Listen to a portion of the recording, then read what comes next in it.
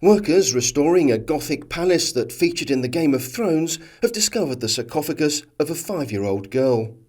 They believe she was from a wealthy family and would have been buried there up to 800 years ago. The archaeologists were restoring ceramic tiles in the chapel of the Alcazar of Seville when they found the body under the altar. The building is located in the southern Spanish city of Seville.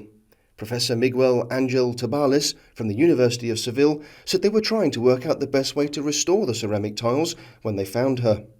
They say she was almost certainly from an important family, as she was buried under the great altar, which was a privilege offered only to those of high birth.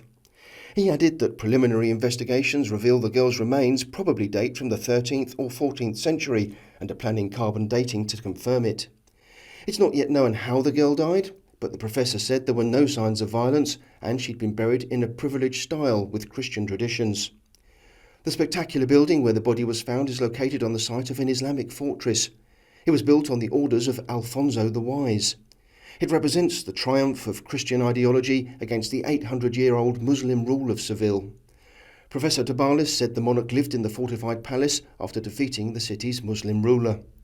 The building has been declared a UNESCO World Heritage Site. The impressive palace has also featured in the 5th and 6th seasons of the blockbuster series Game of Thrones and in the 1962 movie Lawrence of Arabia.